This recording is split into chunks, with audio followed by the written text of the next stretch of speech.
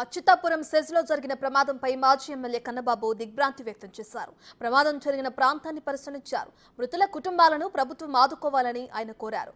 ఇకపై ఇక్కడ ఫార్మా కంపెనీలకు పర్మిషన్ ఇవ్వకూడదంటున్న కన్నబాబుతో మా ప్రతినిధి రాజు ఫేస్ టు ఫేస్. అచ్యుతాపురం సెజ్లో జరిగినటువంటి ప్రమాదానికి సంబంధించి మాజీ ఎమ్మెల్యే కన్నబాబు రాజు గారు ప్రస్తుతం అయితే లోపలికి వెళ్ళి ప్రమాదం జరిగినటువంటి ప్లేస్ని కూడా చూసి వచ్చినటువంటి పరిస్థితి అయితే ఉంది. ఏం సార్ అసలు ఇంత ప్రమాదం జరిగినటువంటి తీరుని చూస్తే ఇంత ప్రమాదం ఎప్పుడు జరిగినటువంటిది అయితే సెజ్లో కనిపించట్లేదు, కారణాలు ఏమై ఉంటాయి అనుకుంటున్నారు?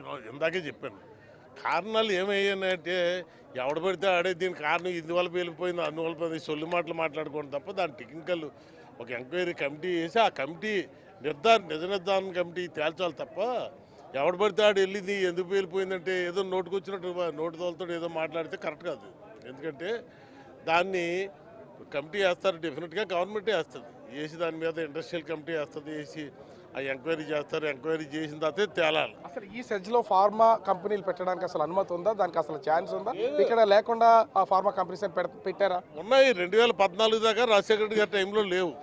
ఆ తర్వాత అయిపోయిన తర్వాత 2014లో చంద్రబాబు నాయుడు గారు ముఖ్యమంత్రి అయిన తర్వాత ఫార్మాస్యూటికల్ కంపెనీస్కి పర్మిషన్ ఇచ్చాడు. అప్పటి నుంచే ఫార్మాస్యూటికల్ ఇప్పుడు మిగిలిన ఇండస్ట్రీస్ కంటే ఫార్మాస్యూటికలే ఎక్కువైపోతున్నాయి. అంటే ఈ సెజ్ని ఏర్పాటు చేసేటప్పుడు అసలు ఎట్లాంటి కంపెనీలు పెట్టాలనే ప్రతిపాదన ఏమన్నా క్లియర్గా ఉంది. ఈ ఫార్మాస్యూటికల్ కంపెనీలకి ఎక్కడ ఇవ్వడానికి అవకాశమే లేదు. ఓన్లీ ఎస్ఈజెడ్ అంటే ఇది అన్ని స్పెషలైజ్డ్ కంపెనీస్ అంతా ఎక్స్పోర్టే, అంతేగాని లోకల్గా అమ్మడానికి సేల్స్ కూడా ఉండే ఎస్ఈజెడ్ కంపెనీలకి. దాని పేరే స్పెషల్ ఎకనామిక్ జోన్. అటువంటి దాన్ని వాళ్ళు తీసుకొచ్చి ఇది ఒక ఫార్మాస్యూటికల్ కంపెనీ కింద చేశారు. పర్వాడలో ఉంది కంపెనీ, ఇక్కడ పట్టుకొచ్చేసి చిన్న చిన్న కంపెనీ 2 ఎకరాల్లో కట్టేస్తున్నారు, 3 ఎకరాల్లో కట్టేస్తున్నారు, 5 ఎకరాల్లో కట్టేస్తున్నారు. ఈ సెక్యూరిటీ సేఫ్టీ రీజన్ ఇవన్నీ ఎక్విప్మెంట్ అవి పెట్టడానికి చిన్న చిన్న కంపెనీలకి కెపాసిటీ సరిపోదు. అందువల్ల వాళ్ళు పెట్టేస్తున్నారు తప్ప సేఫ్టీ రీజన్స్ ఎవరు చెక్ చేసిన వాళ్ళు ఎవరు? మీరు అధికారంలో ఉన్నటువంటి సమయంలో కూడా 2019 నుంచి 2024 మధ్యకాలంలో ఇట్లాంటి ఫార్మాస్యూటికల్స్ కంపెనీస్కి సంబంధించి కూడా మీరే మీ సీఎం మీద కూడా రివర్స్ అయ్యి కామెంట్ చేసినటువంటి పరిస్థితి అయితే ఉంది. కానీ ఇంత ప్రమాదం జరిగింది, మరి ఇప్పుడు ఏం చెప్తారు? అసలు బాధితుల పక్షాన ఏం మాట్లాడతారు? బాధితులు చనిపోయిన వాళ్ళు తీసుకురాలేము, వాళ్ళకి న్యాయం చేయాలని నన్ను జగన్మోహన్ రెడ్డి గారు కూడా డిమాండ్ చేశారు. ₹1 ఇవ్వాలని.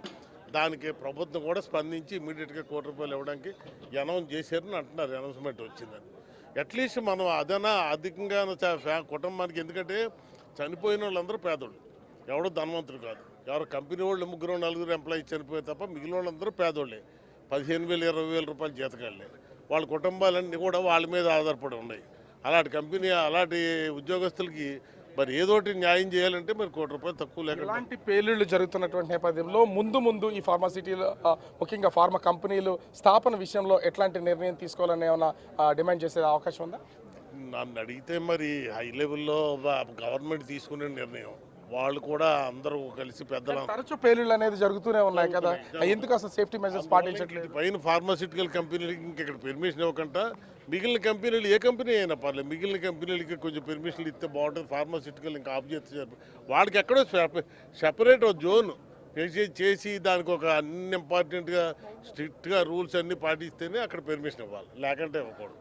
ఓవరాల్గా చూస్తే ఈ అచ్యుతాపురం స్పెషల్ ఎకనామిక్ జోన్కి సంబంధించి ఫార్మా కంపెనీలకు ఏ విధమైనటువంటి అనుమతులు లేవు. కానీ 2014 నుంచి ఈ అనుమతులు అయితే ఇవ్వడం అయితే జరుగుతుంది. సో ఇప్పటికైనా సరే ముందు ఎలాంటి అనుమతులు ఇవ్వకుండా ఇక్కడ కేవలం స్పెషల్ ఎకనామిక్ జోన్లో పెట్టాల్సినటువంటి పరిశ్రమలు తప్ప ఈ ఫార్మా కంపెనీలు ఏమి పెట్టకూడదని డిమాండ్ అయితే వినిపిస్తుంది. ఇప్పటికే ప్రభుత్వం వైపు నుంచి ఒక ప్రతిపాదన అయితే ఉంది. చనిపోయినటువంటి కుటుంబాలకి ₹1 ఖచ్చితంగా ప్రకటించాలని చెప్పి డిమాండ్ చేస్తున్నారు. ముందు ఇలాంటి పరిశ్రమలు పెట్టకుండా చూస్తే అనేక మంది ప్రజలను కాపాడే అవకాశం ఉంటుందని మాజీ ఎమ్మెల్యే కన్నబాబు రాజు చెప్తున్నటువంటి పరిస్థితి. కెమెరా మురళీతో రాజు, బిగ్ టీవీ, అచ్యుతాపురం, అనకాపల్లి జిల్లా.